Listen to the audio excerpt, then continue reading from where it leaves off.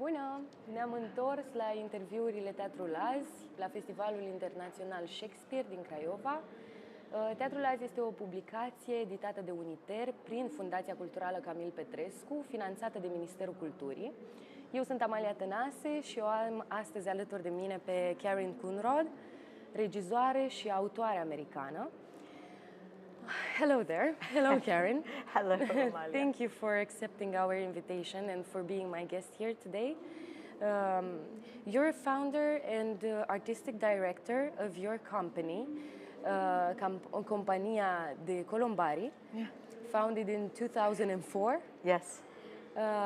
You work on a lot of Shakespeare works and plays, and I want to explore your way of seeing Shakespeare.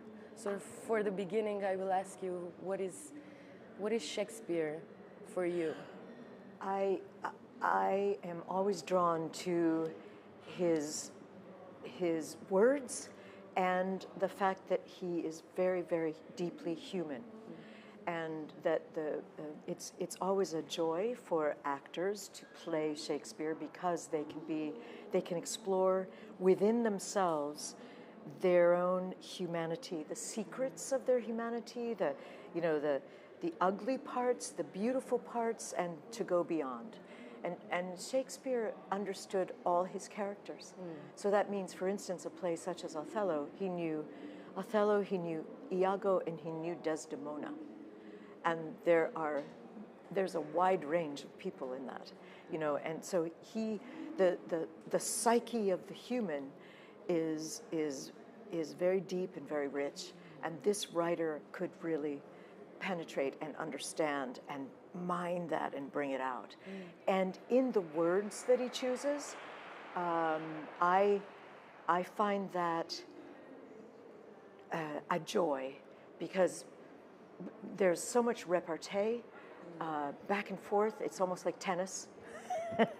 The words, and that expresses the humanity, the wit of the writer, the wit of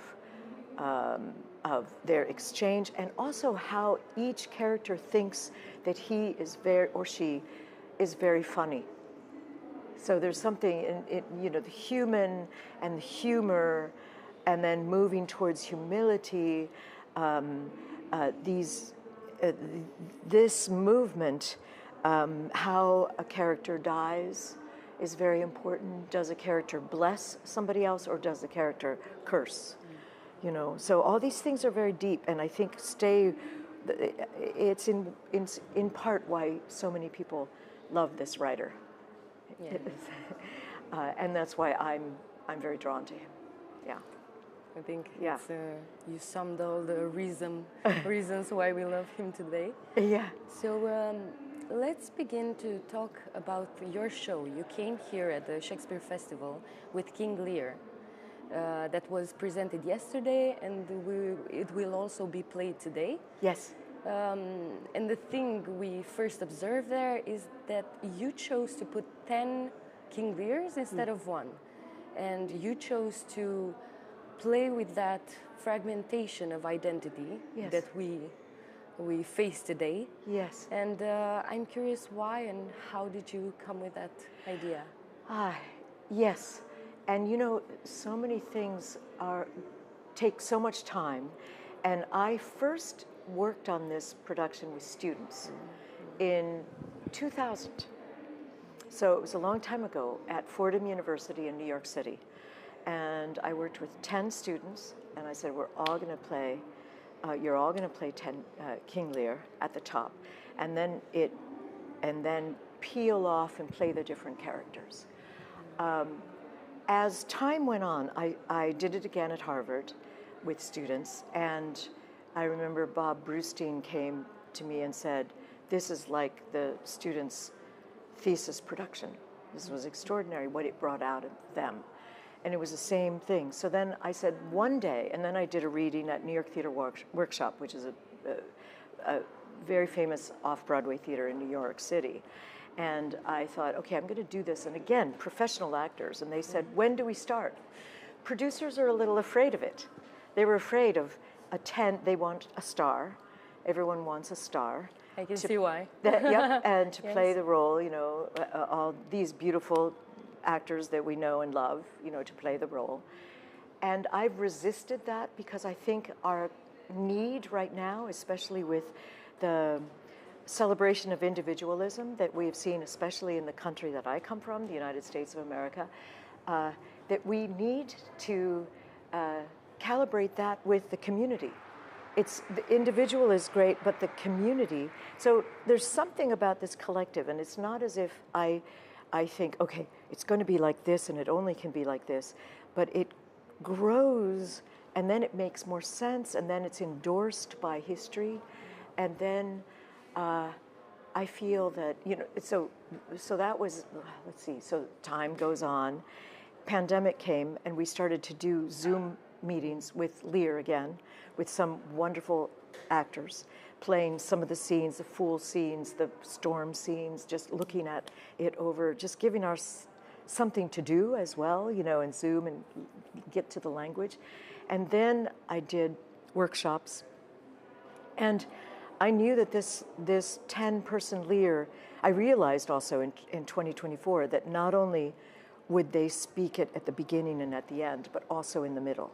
So the storm scene all become Lear because we are all on this journey.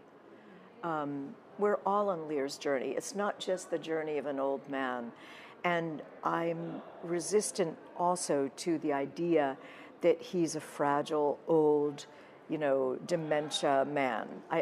That's not interesting to me. That's another kind of theater. That's another kind of subject or interest, which looks at the frailty of a human and excuses them and enters into that. Shakespeare holds everyone accountable. And this man makes mistakes. And it's also about a system, which here in Romania, we understand. The theater has always been a code to understand things, and people could come together and say, aha, you know, and Shakespeare did the same thing. He could say, look at our system. And so the opening scene is all a quantification of love. And how do you, that is exactly opposite of what love is. Love is immeasurable.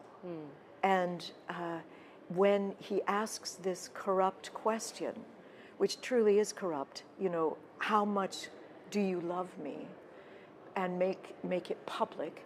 And then he's shamed by the youngest daughter, Cordelia, who says, when asked, how much more can you say to receive something even more opulent, you know? So the question becomes so egregious, so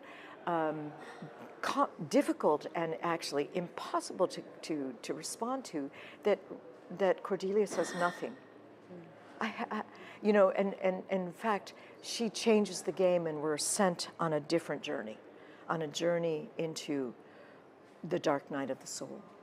And I think that is a journey that everybody has to take, you know, and the person in power, which tends to be men, especially in the Shakespeare's world. Yes, so. and, well, in the history of the world, that's what we've seen mostly. Yes. You know, and so it happens to be the father. The interest of the play is the fathers and the children, you know, the fathers and the children. So it's generational. But so he's shamed, and of course, turning back on your vow in Shakespeare is impossible to do. And so when he curses her because he's so rattled and can't, and I understand him. I understand how he feels betrayed in that moment. And yet it's all so human. And Cordelia has been called proud and stubborn and all kinds of things. But in fact, she's just speaking true. Honesty. Yeah. So young and so untender, he says. So equal to herself because she's so young and she yes. cannot. Yes. Yeah.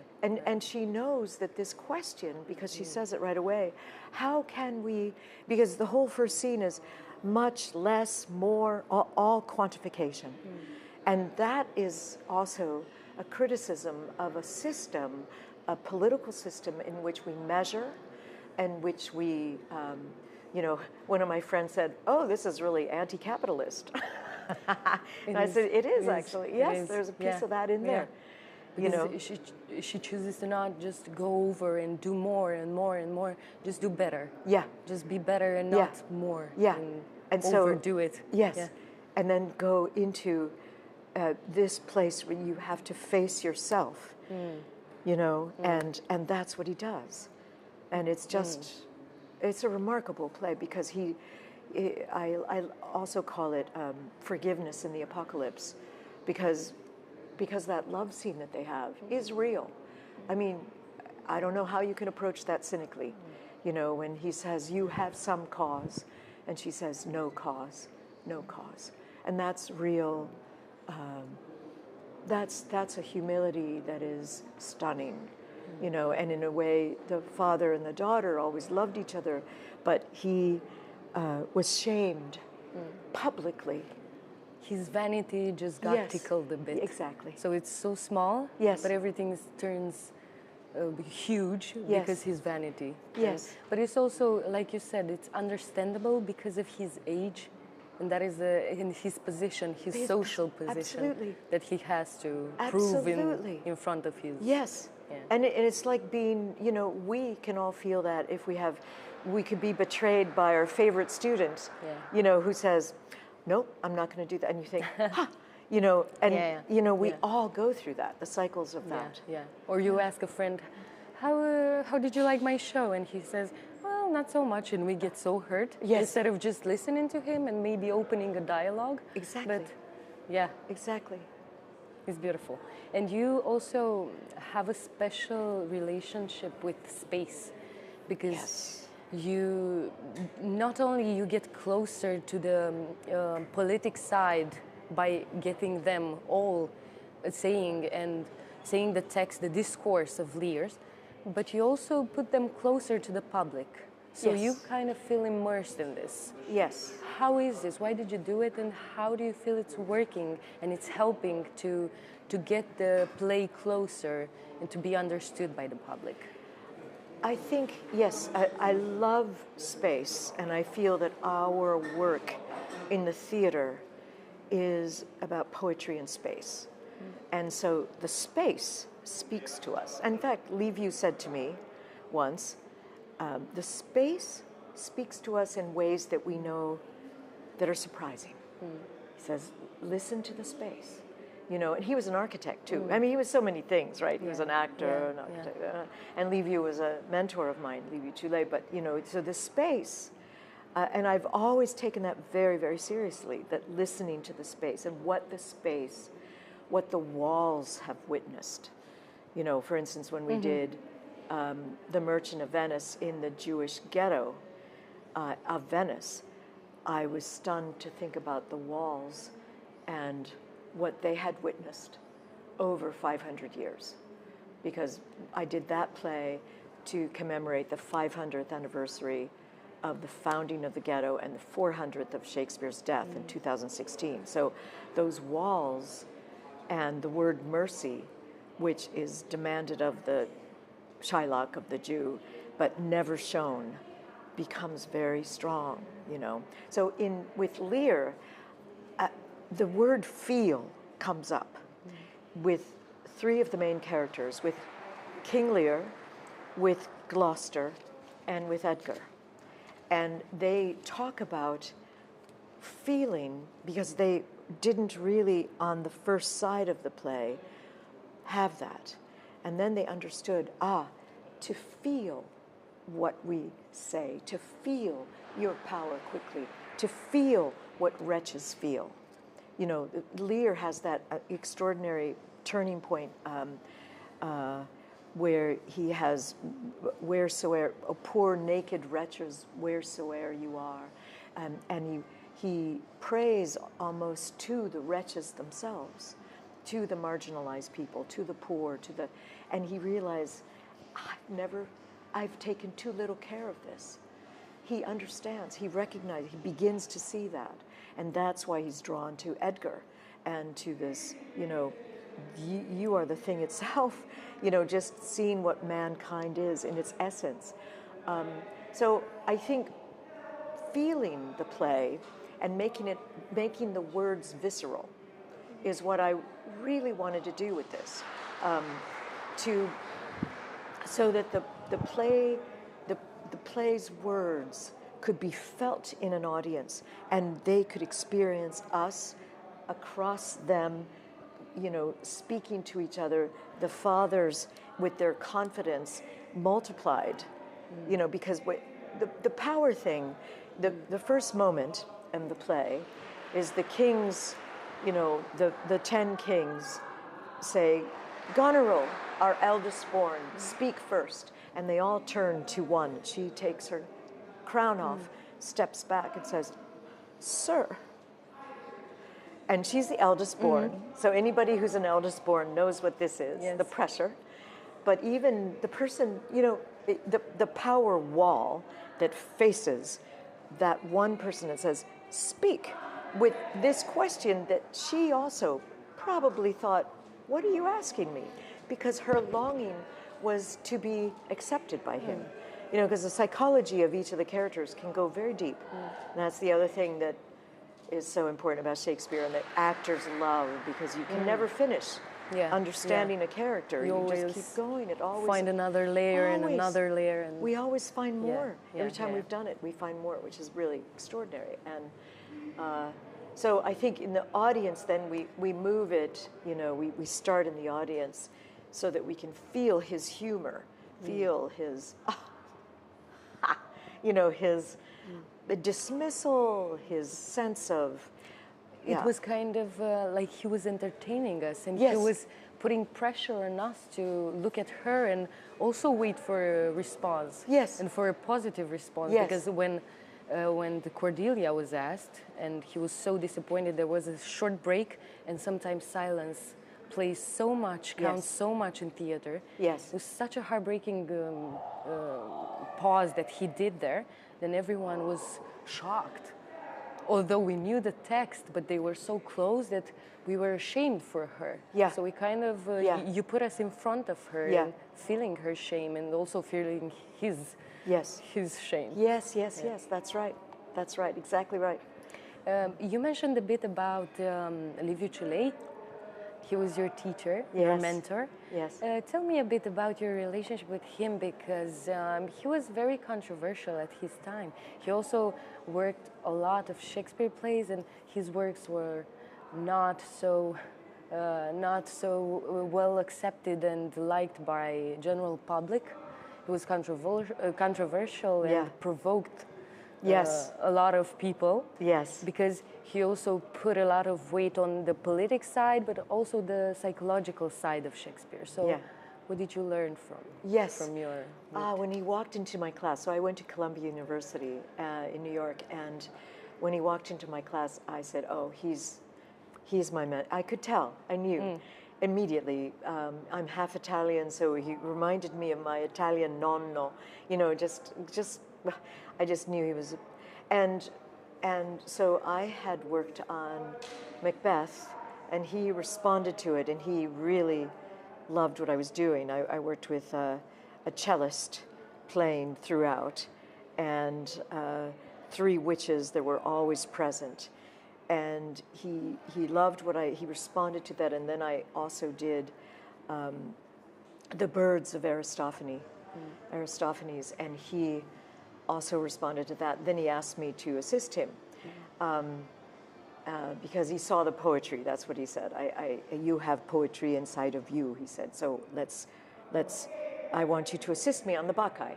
So that's what I did. I went to the Guthrie in Minneapolis with him, and it was a 9-week process. He did the organization, the direction of the lights in a very different way than most American directors. American directors have a lighting designer, and they take care of that, and they each have their departments. But with Liviu, everybody at the Guthrie knew, because he had been the artistic director for 4 years there, and they knew that he was going to be there in charge of the lights. Just to take care of everything? He just took care, and he, you know, would say yes, yes, no, yes. And so we had actors, and I sat next to him. He was even teaching me a little bit of Romanian. So we were giggling together sometimes about the language and things, but then he would look at the lights and bring an actor. No, I think I wanted a little bit more here, like this. And so, you know, all of that and the respect that people felt for him, sometimes, you know, and some of those actors that I met at that time are some of my great friends now. You know, so the man who played Dionysus is a very close friend, taught with me at Yale, and the lady who played Agave, very close friend. And so and he had such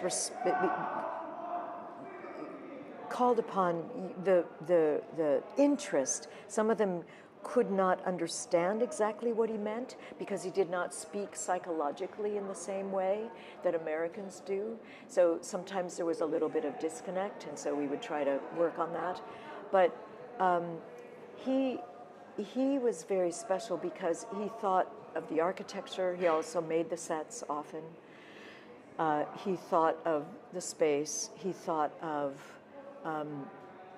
the actors inhabiting the space.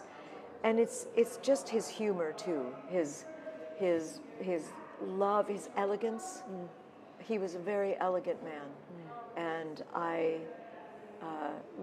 very much, you know, I learned so much. I saw him years later. He came to see my Julius Caesar, and responded to it, and we talked, and that was years later. And then I visited him in Bucharest. Twice I saw him. Okay. He had made for fun. Just made a piece of a building, just a building in a model, and I took a picture of him in a red sweater sitting next to it. I think it went into one of the Romanian magazines, because then I directed in Cluj, but at the Hungarian National Theatre, so it was totally different.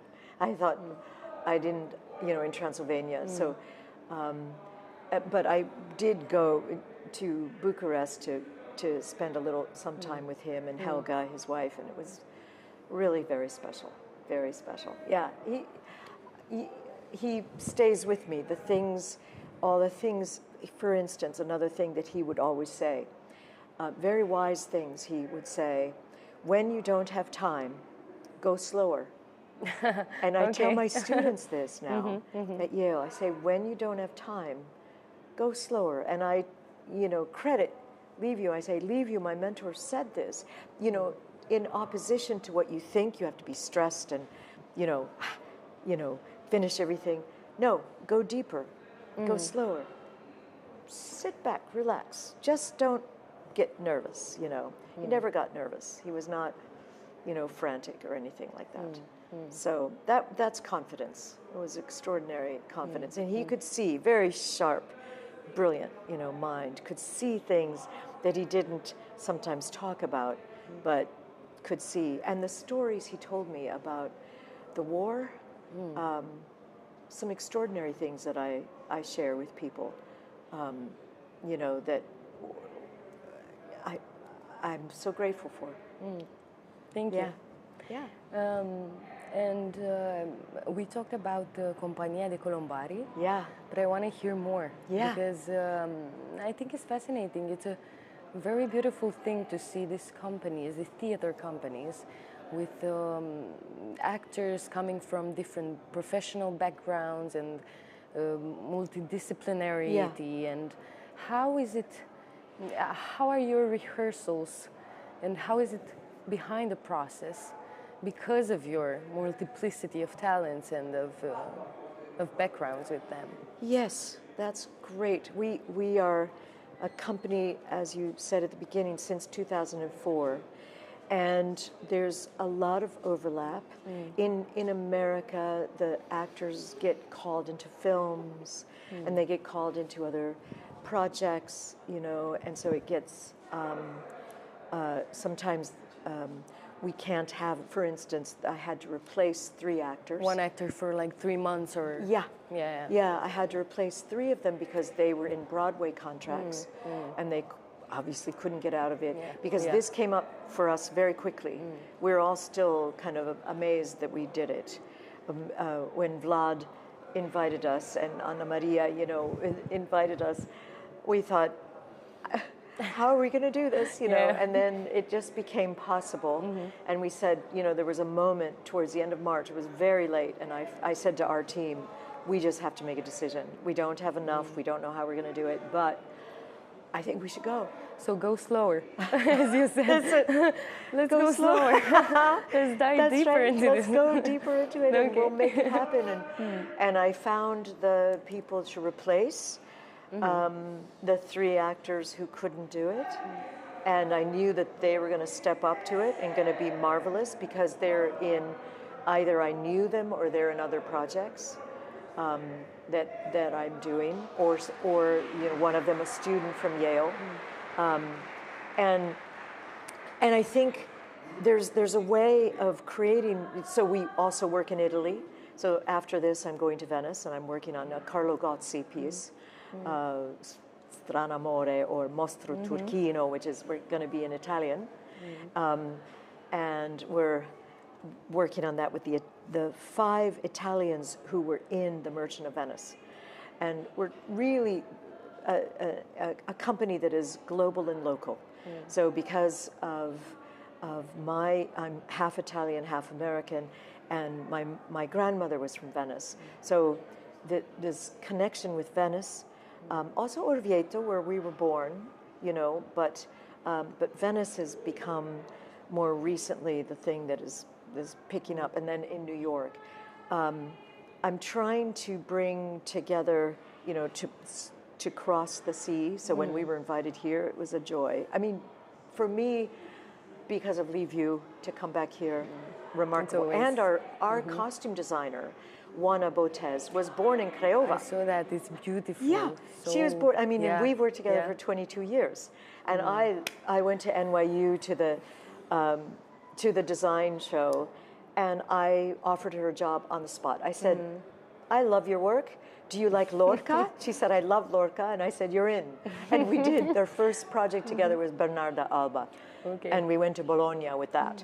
So that was not a Compagnia di Colombari, that was Columbia University, but we found that we loved each other and started to, and so she very often is my designer. You know, in Italy, it's somebody else sometimes, but so often, like for 22 years we've been working. So, but I think the company is growing, and we have to grow our team, but we are growing, and we bring together many different kinds, and it's international. People from the Americas, from all over in the Americas. For instance, Paul, who plays Kent, is from Trinidad, and yet he's American. He lives in South Korea now with his wife, but he's also went to Yale and America. So this sense of, you know, internationalism and the humor and the understanding is. Nome comes from Nigeria, but was born in Detroit, and so, you know, it went to Yale, and so there's this sense of people coming from different places, you know, and coming together, and then people that have been in it for a while, people that are new to it, and Jo May, who was born in China, but now and went to Juilliard, lives in New York City. She plays Regan. She's in another play that we're doing, opening next year by Flannery O'Connor, which is a Southern American writer who is an extraordinary writer, and I've brought her stories to the stage. And Joe and Elijah, who played Edmund, and also Kenyatta, who played Gloucester, those 3 are in that production. So, you know, there's overlap. And Paul is in, and Tony was in the Whitman piece. Tony, who plays the clown, he plays Oswald, you know, is an extraordinary New York landmark, Tony Torn. Yeah, so we have beautiful from actors. all over the place, and just coming actors. together. Yeah. Especially in Shakespeare, because you can just be of any nationality. And and Cordelia, who's played by Celeste, is her auntie, Patrice, is one of my great friends, and she was in the first productions that we did in Orvieto. She played Maria, or Eva, both, in the medieval mystery plays.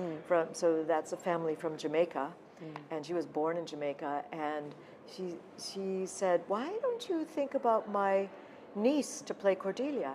So, you know, so that was great because Celeste is, what, 25 years old or something. So she's the youngest of the whole company. And she's grown so much. I'm very proud of her. She's doing great. Thank you. And coming back to Shakespeare and to his plays and motives and themes and central themes of his plays, social media and AI today are quite far from his ideas, maybe, I don't know, because this may change in the future. But how do you think we can bring him closer to the future and to the new generations now, because they are so immersed in this fast forward life? I'm never here, I'm never in my phone, because is this liminal space between here and my phone. Yes. So how can we make him actual? Because he is, of course, because of the themes and ideas, but the shape of it has to be really fresh and always reinvent itself. Oh yes, totally. Totally, and that's what he's about, the now moment. So many now that he has, and you sense, you know, it's got to be minted in this moment now. I think what I'm always aiming for is radical presence. What would that be? Presencia. Radicale? How would you say that? Yes. Radical presence. But for me, that's the theater then. You know, because we can't really achieve that through the screen. It's, you know, during pandemic we learned a lot about how to create a different kind of intimacy through the screen, almost like we were all in Jean-Luc Godard movies, you know? You know, but there's nothing to replace the theater, nothing. And it must be spoken with people present so that we bring our own transformation to the play in the hope that we together with an audience can transform further together. And so I believe, I love films, and I love, you know, I'm not so fond of AI and all these things. I'm not, maybe I just don't know enough about it, but I do know that, you know, nothing replaces being together in the room and being together with people and something happening in the silence, in the dark, that between actors and not only on screen, because something can happen on the screen. There's some incredible, like Chimes at Midnight. What a beautiful film that is, Orson Welles. You know, or you know, so many films that are great, and something can happen to all of us in the audience. But when it's the actors and the audience together, that's just extraordinary. And then people want to be together, you know, and so I think that's very holy. I think it's a holy experience. It's almost like church, you know.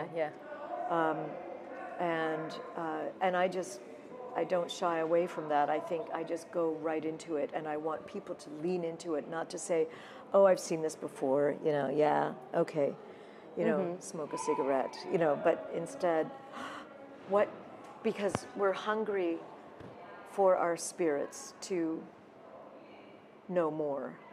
We're very hungry, and I feel that we all are, and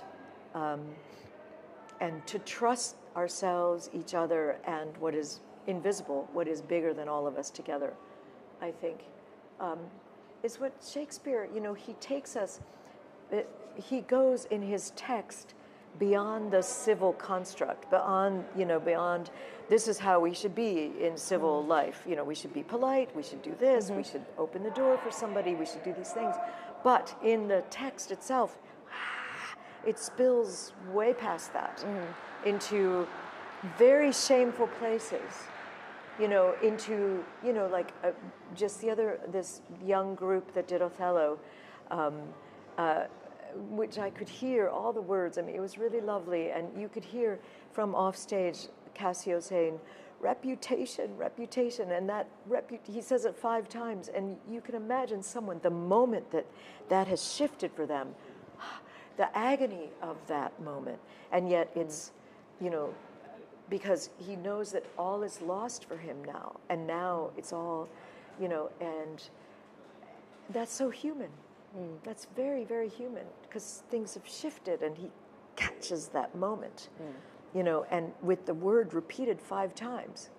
That's incredible. Yeah. That's what we do in life. How can it, looping, repeating. And so he catches that, but he goes off.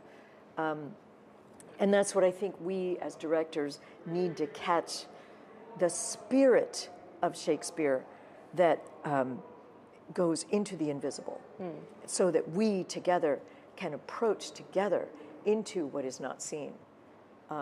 And because we are longing for beyond what we see. There's more to be in what we see than we imagine. There's much more. And that's how Lear ends. It's all about seeing. See better, Lear. Yeah. And then look there. What does he see? And for my last question, this year's edition theme is Will Matters. Yeah. Of course, will from William, and will from also the power of will that we have to embrace and encourage in ourselves nowadays. Yes. So how do you see this theme, and what was the first thing you thought of when you heard the theme, Will Matters? Well, I think, and it's very good in this time when the world is in such a repeat. It's like we thought everything was good and safe, and now we're seeing a repeat of the early 20th century. Things, proclivities in people and I realize, what Shakespeare, is always saying about cycles and things coming back, and the old guard and the new guard, and the old, and then, the new, the fear in people that wants to be, that is reactionary, and that wants to be, it's conservative and wants to hold on to something, but at the cost of what is moving forward, the now moment, so all these questions. And what occurs to me is not to give up, that the will not to give up, because it's very easy in America at this moment, where money is really of the greatest importance, which is really egregious. I mean, it's just, ridiculous, but it is what, and everyone in the world knows that, our bank is very strong, and if our bank collapsed, then we would be in trouble. And somehow that business, is very important in the country, and now we're also seeing, this protection of that, and inside all of that, the sometimes temptation to give up and say, we don't have enough money. We don't know how to do it, because the government does not support theater in America. It is not supported. We, very little funds are given. In New York State, we are one of the more liberal states in the city. New York is a sanctuary city, so we have, more support, but it's many people that need this support. That's the thing. A lot of companies, a lot of artists, like in Europe, so many people. And the financial support cannot cover everything. And so we depend on individuals. We depend on our own, private goodwill, funds, I think, and private funds, our own resources. Creating resources to. Being very creative, not only in our work, but in our how to make the work, but not, so what occurs to me, the temptation to give up is sometimes, almost every morning I take a walk along the Hudson River and I say, do I want to throw myself in? I'm having a Dostoevsky moment now. Yeah. You know, just once in a while, like, throw myself in there. Once in a while, I just question all my. I just wonder, what is this? You know, am I still doing this? Yes. How is it possible? You know, and what, you know, what a crazy profession. That's another thing that Lee View always said. What a crazy profession this is. You know, this is a crazy profession.